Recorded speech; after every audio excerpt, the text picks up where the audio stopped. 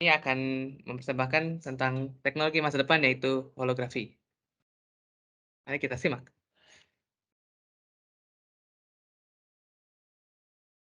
Holografi. Kelompok 3. Pertama, kenalkan kelompok anggota-anggota kelompok kami. Pertama saya, Farul Fauzi Nugraha Tarigan dengan NIM 2022-31123. Saya Muhammad Hakim Nesawan dengan NIM 2022-3113. Saya Tribiaktor Group dengan NIM 2022-31115. Saya Ridho Khairullah dengan NIM 2022-31122. Saya Dwi Rena Karyadi dengan NIM 2022-31124.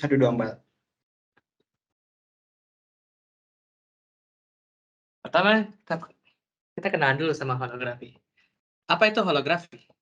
Holografi itu adalah teknik yang memungkinkan cahaya dari suatu benda yang tersebar, direkam, dan kemudian direkonstruksi sehingga objek seolah-olah berada pada media rekaman yang direkam. Dan kalau kita tahu holografi, pertama tentu saja kita harus tahu tentang sejarahnya. Itu pertama Denis Gabor.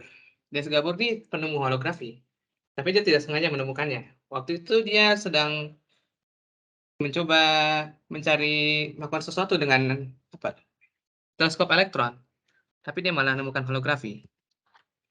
Lalu ada Enrasov, Prokhorov, serta Charles Townes yang menciptakan teknologi laser. Teknologi laser sendiri sering banget digunakan buat holografi, terutama holografi zaman sekarang, dan mungkin di masa depan pula. Lalu juga laser Ruby Bedenyut buatan Dr. T.H. Mailman juga dikembangkan pada tahun yang sama.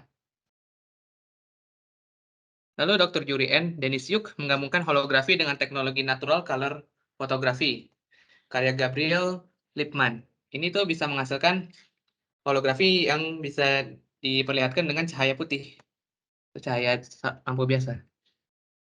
Lalu ada holografi off axis, pertama kali diterapkan oleh Emil Leith dan Yuris Lipopatniks. Holografi off axis itu holografi yang pakai dua cahaya. Nanti.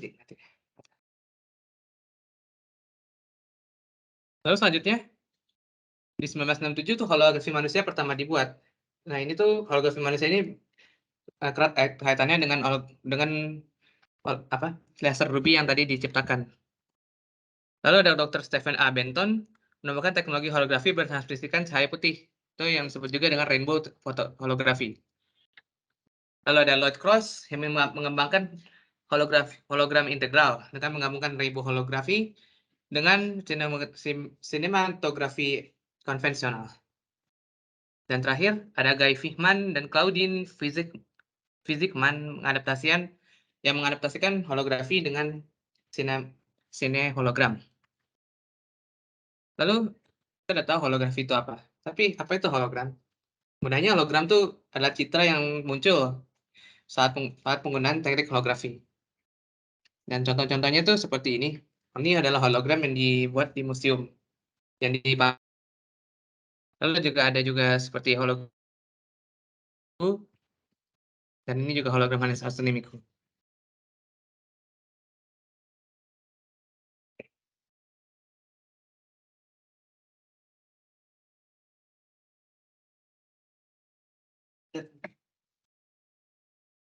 Karakteristik hologram. Karakteristik hologram terbagi jadi 4.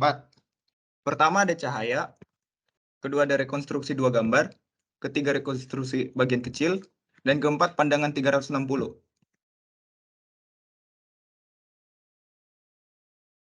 Karakteristik hologram cahaya yang sampai ke mata pengamat berasal dari gambar yang direkonstruksi dari sebuah gambar hologram adalah sama dengan yang apabila berasal dari objek aslinya. Karakteristik hologram yang kedua, rekonstruksi 2 gambar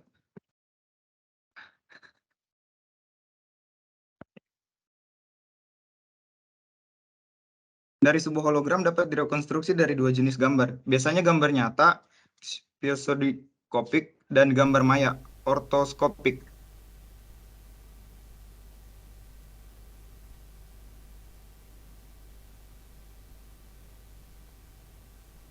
Penyimpangan hologram.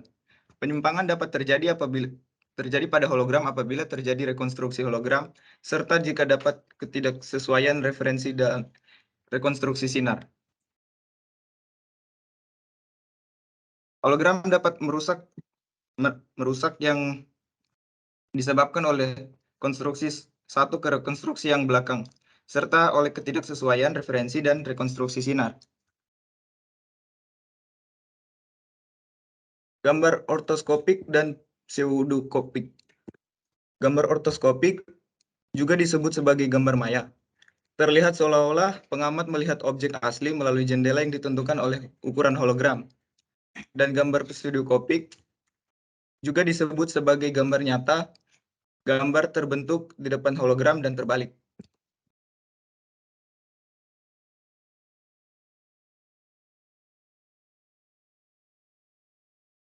Selanjutnya, klasifikasi hologram. Yang pertama, klasifikasi klasifikasi hologram bisa dibagikan menjadi dua. Yang pertama berdasarkan susunan komponennya, yang kedua berdasarkan lembar foto yang dikembangkan. Yang pertama berdasarkan susunan komponennya. Yang pertama ada inline. Inline itu adalah gelombang bidang yang menerangi partikel atau medan partikel. Jadi sejumlah kecil cahaya didifraksikan oleh partikel-partikel yang membentuk sinar objek. Jadi yang mampu mengganggu gelombang yang tidak terganggu. Yang kedua ada off-axis. Off-axis adalah sebuah objek yang disinari memantulkan sebagian cahaya ke plat foto. Secara bersamaan plat foto juga terkena sinar referensi. Jadi panjang lintasan kedua baloknya hampir sama. Yang ketiga reflection. Reflection adalah sinar objek yang bertemu dengan plat foto di sisi emulsi sedangkan sinar referensi masuk ke sisi kacanya. Itu dapat direkonstruksi dengan cahaya putih. Yang keempat ada rainbow. Dengan bantuan dua lensa silindris, lembaran sinar laser diproduksi dan difokuskan secara tajam ke plat kaca tanah untuk mendapatkan penerangan difus dari objek. Cahaya bergerak melalui objek transparan parsial dan akhirnya bertemu dengan plat foto. Gelombang bidang yang digunakan sebagai referensi. Itu juga dapat direkonstruksi dengan cahaya putih. Selanjutnya, yang berdasarkan lembar foto yang dikembangkan. Pertama ada amplitudo.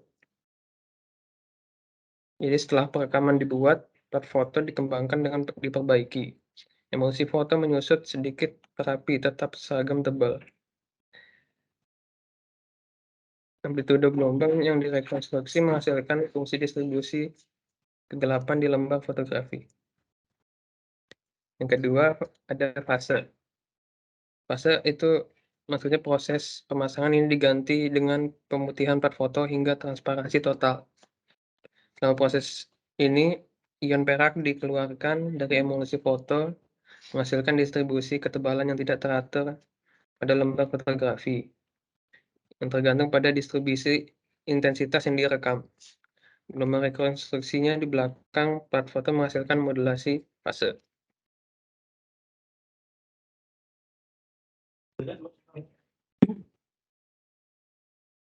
Sekarang bagaimana hologram dapat terbentuk? Untuk membuat sebuah hologram dibutuhkan objek untuk direkam, sinar laser, media perekam untuk membantu membuat gambar semakin jelas serta lingkungan yang bisa memungkinkan berkas cahaya perpotongan. Kemudian sinar laser dibagi menjadi dua sinar yang identik dengan cermin digunakan untuk mengarahkan. Salah satu balok fluid diarahkan ke arah objek yang hendak direkam.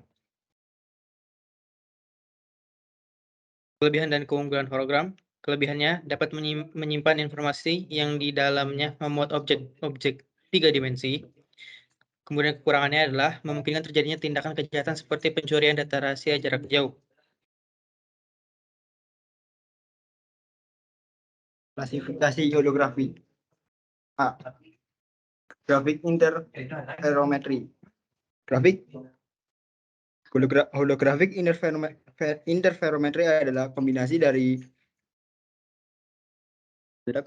dari interferometri dan holografi, menunjukkan susunan holografik sederhana untuk pemeriksaan media transparan.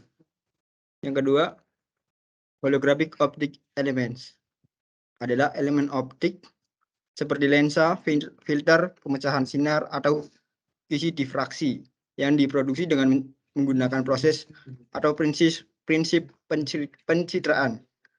Holografi memori.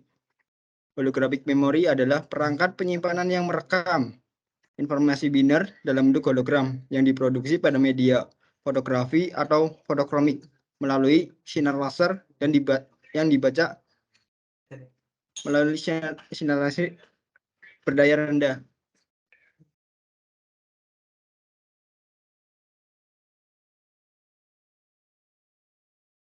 Berikut adalah gambaran untuk klasifikasi hologram.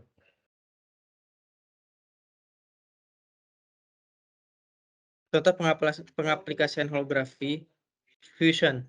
Ada sebuah aplikasi yang dapat diinstal pada smartphone dan dapat digunakan membuat gambar augmented reality. Fusion memungkinkan penggunanya bisa merekam objek apapun yang ada di lingkungan kita. Dari hasil rekaman itu dikonversikan menjadi gambar hologram 3 dimensi interaktif dan yang dapat dilihat hasilnya dengan menggunakan headset AR dalam hitungan detik. Fusion sudah tersedia di iOS maupun Android dengan nama Fuse 3D Photo.